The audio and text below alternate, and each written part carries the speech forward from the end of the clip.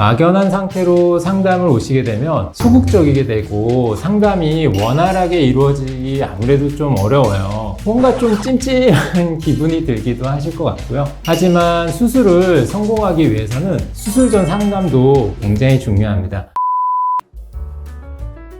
안녕하세요. 제스타 성형외과 최혁규 원장입니다. 오늘은 성형 상담 똑똑하게 받는 방법에 대해 얘기해 볼까 합니다. 사실 수술이 처음이신 분들은 상담 가서 뭘 물어봐야 될지 어떻게 해야 될지 감이 안 잡히시죠. 막연한 상태로 상담을 오시게 되면 소극적이게 되고 상담이 원활하게 이루어지기 아무래도 좀 어려워요. 그러다 보니 상담이 끝나고 나서도 뭔가 좀 찜찜한 기분이 들기도 하실 것 같고요. 하지만 수술을 성공하기 위해서는 수술 전 상담도 굉장히 중요합니다. 그래서 오늘은 어떻게 하면 상담을 잘 받을 수 있는지 상담 전에 알아두어야 할 점들에 대해서 미리 말씀드리도록 하겠습니다.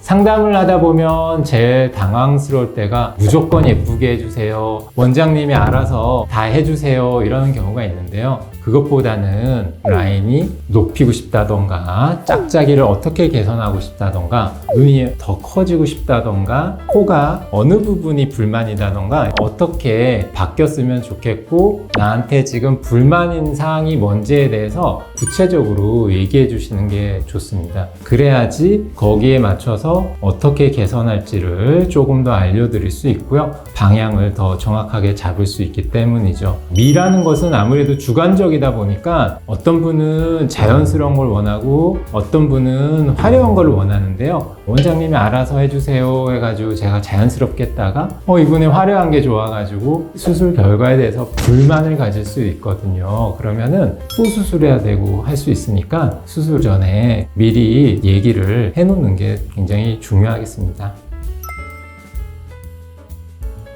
성형 상담을 진행하다 보면 아무래도 좀 긴장을 하게 되죠. 그래서 물어보고 싶었던 것들을 다 얘기 못하고 가시는 분들도 있는데요. 메모지에나 핸드폰에다가 질문사항들을 적어 갖고 오셔가지고 그거 보면서 하나하나 체크하면서 물어보셔도 상관없어요. 이거 시험 보는 것도 아니고 보면 뭐 어때요? 그러니까 편안하게 물어보시고요. 듣고 싶은 대답에 체크하시는 게 더 도움이 됩니다. 원하는 바가 정확하게 있으면은 상담을 더 원활하게 진행할 수 있습니다. 우리가 갖고 있는 게 다 서로 다르기 때문에 결과가 나올 수 있는 것들도 제한적이죠. 당연히 수술 후 모습이 사진처럼 100% 똑같이 될 수는 없지만 최대한 근접하게 해줄 수 있고 내가 어떤 모양을 좋아하고 어떻게 되고 싶은 건지 말로 표현하기 어려운 것들을 사진을 보면서 서로 소통을 할 수 있으니까 사진을 보여주시는 것들이 많이 도움이 됩니다. 상담을 할 때는 화장을 짙게 하고 가는 것은 좋지는 않습니다. 예를 들어 쌍꺼풀 수술을 위해서 상담을 하는데 쌍꺼풀 라인 그 아래쪽으로 아이라인으로 짙게 화장을 하고 오시면은 쌍꺼풀 모양이 실제 모양과 좀 다르게 보이기도 하고요. 쌍꺼풀 액이나 쌍꺼풀 테이프를 하고 오시는 분들도 간혹 계시는데요. 그러면은 새로운 쌍꺼풀 모양을 보여드리기가 어려워요. 방해가 되는 거죠. 그래서 메이크업을 옅게 하고 오시는 게 오히려 상담하는 데는 많이 도움이 됩니다. 수술 날짜를 언제쯤 하겠다라는 계획을 미리 좀 세워오면 좋죠. 막연하게 내가 수술을 해야지 그리고 어떻게 하면 좋을까 궁금해서 오시는 분들도 계시고요. 딱 이날에 수술을 해야 돼 이러신 분들 같은 경우에는 특히 성수기 겨울 같은 경우에는 원하는 날짜가 꽉 차 있을 수도 있으니까 수술 날짜를 선점을 해 놓고 가시면은 그 날짜에 수술하기 좋고 마음이 변했다 하더라도 취소하면은 괜찮으니까 미리 수술 날짜에 대해서 생각을 해갖고 오시는 게 더 도움이 되겠습니다.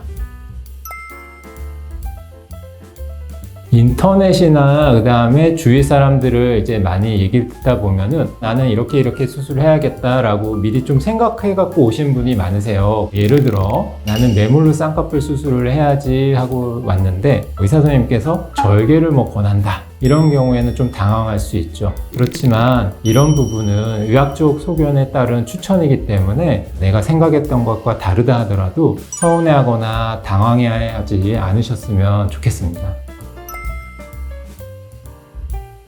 대부분 성형외과 실장님들은 병원 경력이 많으신 분들이에요. 그래서 환자들도 많이 보고 그분들이 어떻게 경과가 되는지, 결과가 어떻게 나오는지 많이 보셨기 때문에 수술 외적인 부분에 있어서 기타 궁금한 사항들은 실장님 통해서 정보를 많이 얻을 수 있습니다. 예를 들어 수술 후 관리 방법, 원장님의 성형 스타일, 방문 일정, 수술 스케줄 잘 잡는 방법, 원장님이 가장 선호하는 시간대나 뭐 이런 날짜 이런 것들도 실장님께 물어보면은 친절하게 다 답해 주실 테니까 상담 실장님을 잘 활용하는 것들도 좋습니다. 제가 상담하면서 제일 많이 질문 받은 게 이제 한 분이 100가지 이상의 질문을 한 건데요. 설마 그 정도로 많이 하는 건 아니겠죠. 보통 한 10가지 내외 질문은 다 가지고 오셔서 물어보시는데요. 최대한 잘 설명드리기 위해서 노력하고 있으니 뭐 부담 갖지 마시고 무엇이든 질문하셔도 괜찮습니다.